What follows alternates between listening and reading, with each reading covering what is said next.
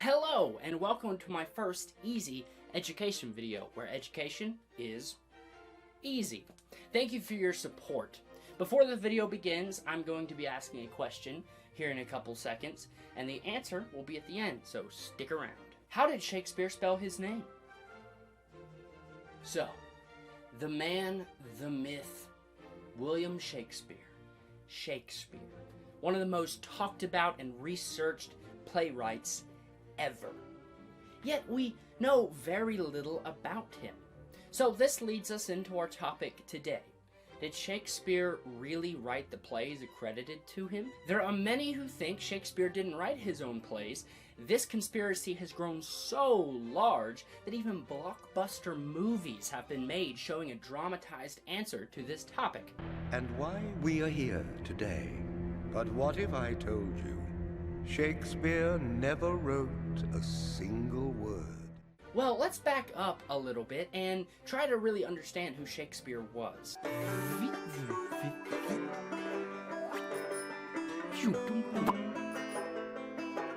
William Shakespeare was born in Stratford-upon-Avon, though there's not an exact date of his birth year. William was the son of John Shakespeare, who by trade was a glove maker. Most likely, William was educated in King's New College, Stratford, England. Shakespeare, shortly after turning 18, married Anne Hathaway. And no, not the Anne Hathaway from Get Smart. You and I share a bond, I think. Anyway, Anne Hathaway was 26 when she married William Shakespeare, and 6 months later, they had twins, Hamnet and Judith. 6 months later.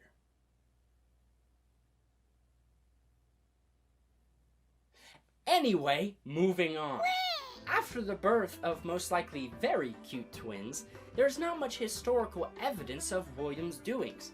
These years are referred to as the lost years. William, 9 years later, after his marriage in 1583, reappears in the London theatre scene in 1592. One of the reasons Shakespeare might have left Stratford in a hurry is because he was being prosecuted for deer poaching, according to documents found during the 9 years of lost years. Here's where it gets mysterious. The year Shakespeare's back on the documented radar, he already has self-written plays being performed in London. A 27-year-old Shakespeare who married because of an accidental pregnancy and might have been a deer poacher becomes a professional playwright seemingly overnight. Now sure, he could have worked hard for 9 years at it and finally got some work in London, but we have no paper trail to prove that, which there would be. William Shakespeare was treated pretty rough during his time in regards to critics and fellow playwrights. Playwrights including Robert Greene, in response to a Shakespearean show, stated, "There is an upstart crow, beautiful with our feathers, that with his tiger's heart wrapped in a player's hide, supposes he is as well able to bombast out a blank verse as best of you, and being an absolute Johannes factotum, in his own conceit the only shake scene in a country."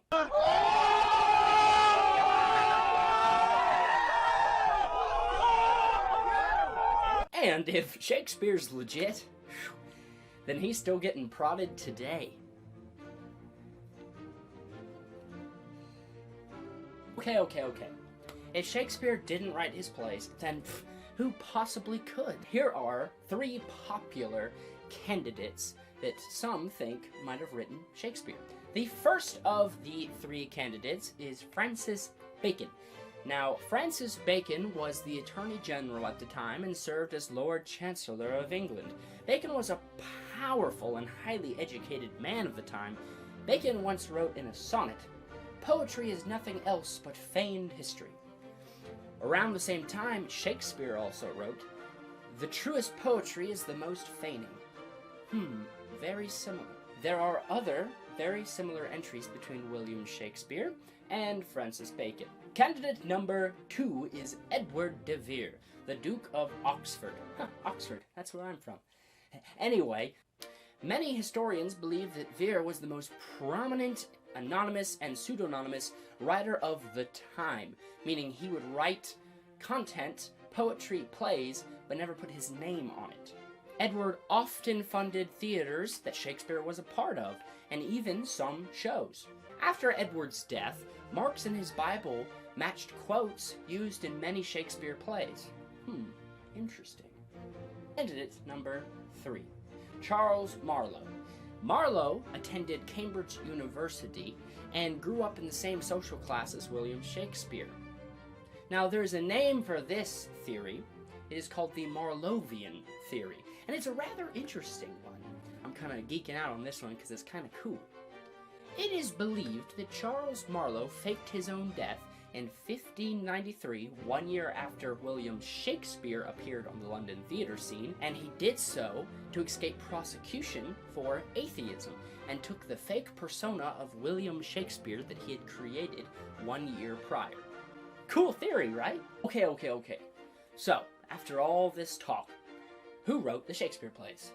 Well, I don't think we're ever going to know for certain who wrote these wonderful, rich plays. Probably not. Writing styles, handwriting, and other forms of cross-analysis have been used to find the true author, but no definitive evidence has been found. The name Shakespeare for some people doesn't represent a once living and breathing person, but rather a treasure trove of plays, poems, and passion. Shakespeare lives today in an infinite amount of ways that cannot be tamed. Unlike the taming of the shrew. Anyway, moving on. The answer to the pop quiz question today is there is no correct way to spell Shakespeare. Shakespeare himself spelt his name differently in the few recorded signatures we have. The most common and accepted spelling today is Shakespeare. I hope you enjoyed the video and it helps you learn a little something about Shakespeare, and maybe you'll go and read one of his plays or even perform in one soon. That would be cool, right? If you want more easy education courses coming your way, just let me know down in the comments or hit me up on social medias down below.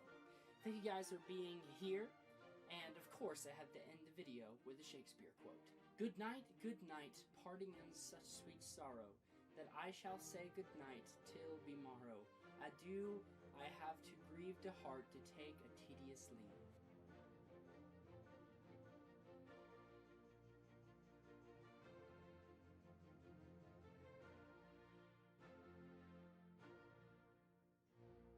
Dum dum dum.